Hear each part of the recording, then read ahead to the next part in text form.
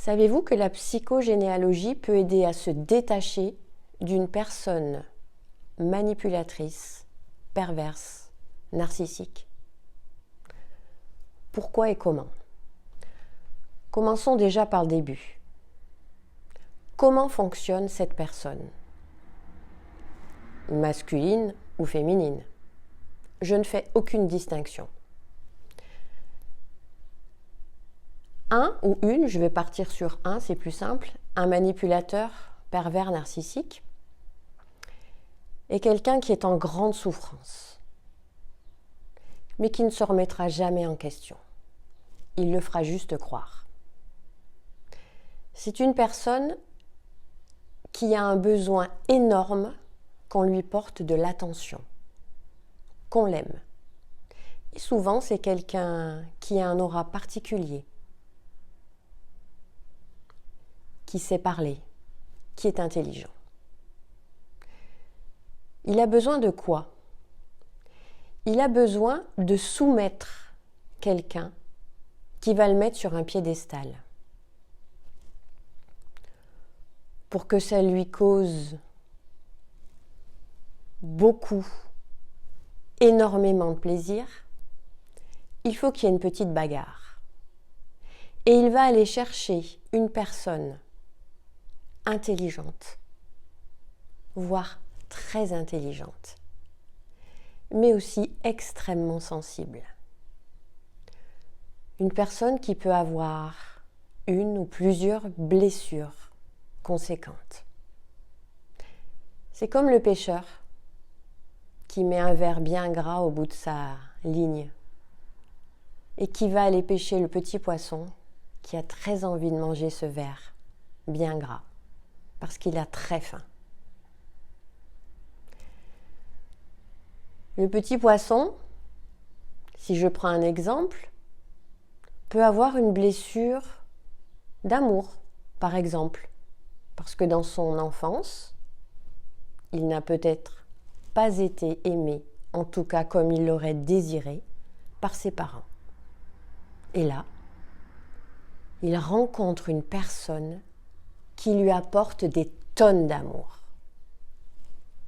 C'est juste magnifique. Lorsqu'on est en manque et qu'on trouve quelqu'un qui vient combler nos manques, on s'attache, on s'accroche. Et le début est idyllique. Le petit poisson, qui est donc le dominé, reçoit et est comblé de tous ses manques. Le dominateur, la personne dominatrice, sait ce qu'il faut faire pour combler, allant même jusqu'à rendre l'autre addict, tant l'autre a besoin de ce qu'il lui donne. C'est ferré, le poisson a mordu à l'hameçon. Et à partir du moment où celui qui est dominé ne peut plus se passer du dominateur, il y a changement de programme. Le manipulateur pervers narcissique, son travail, c'est de soumettre. Parce que c'est ça qui lui fait plaisir. C'est ça qui lui permet d'exister. Changement de programme. C'est là qu'il devient odieux. Odieux, ça veut dire quoi? Ça veut dire qu'il y a un changement radical. D'amoureux éperdu et transi, il commence à devenir méchant, désobligeant, en employant des phrases et des mots qui blessent, qui viennent à nouveau remettre la personne dominée dans ses blessures. Et là, le petit poisson, il ne comprend rien. Qu'est-ce qui se passe? Je m'en vais? Je me suis trompée? Et à partir du moment où cette personne va s'en aller, l'autre le rattrape, revient avec tous ses côtés positifs s'excuse platement. Et le petit poisson, à nouveau, redevient un être aimé. Mais ces périodes vont revenir de plus en plus fréquemment. Et avec ces périodes de rabaissement, se mue un cortège d'autres fonctionnements négatifs.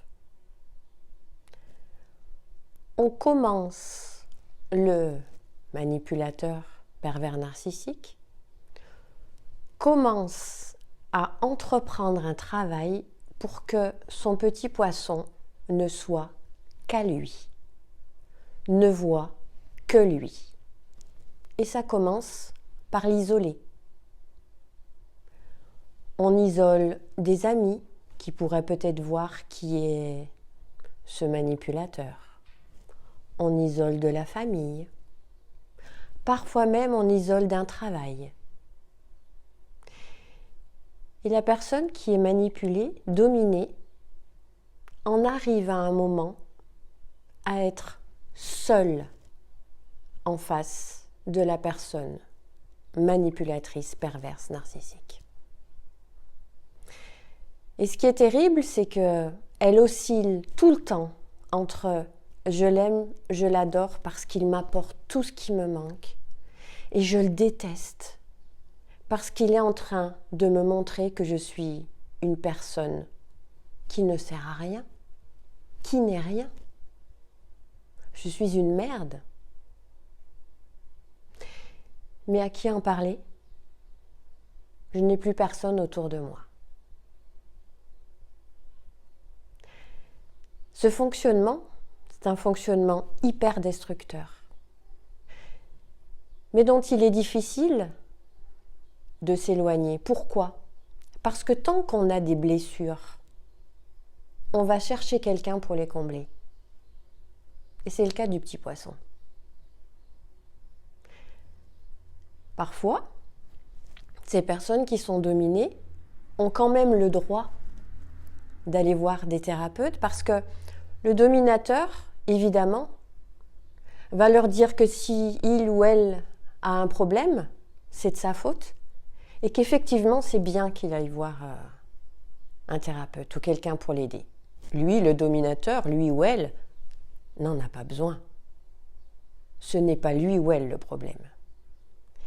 Et il arrive que nous recevions en cabinet ces personnes qui sont dans un état complètement d'abandon, sont perdus, ne savent plus qui ils sont. Ils sentent bien qu'ils vivent un danger, mais en même temps, on vient tellement les remplir de ce qu'ils ont manqué que c'est compliqué de s'en défaire et de s'en séparer. La psychogénéalogie va travailler de quelle façon ? Loin de nous, l'idée de dire à cette personne « Partez vite, fuyez ». Le travail, c'est pas celui-là qu'il faut faire. Parce que fuir, ça ne met que des mètres et des kilomètres entre deux personnes, ça ne règle rien. Par contre, le travail qu'on va initier en psychogénéalogie va être dirigé uniquement sur cette personne dominée qui vient nous voir. Parce qu'en fait, le problème, c'est elle. C'est son fonctionnement, c'est son manque, ce sont ses blessures. Et nous allons travailler à la reconstruction de cette personne. Pourquoi ? Parce que tant que cette personne aura des blessures, elle tombera sous le joug de gens qui veulent les combler.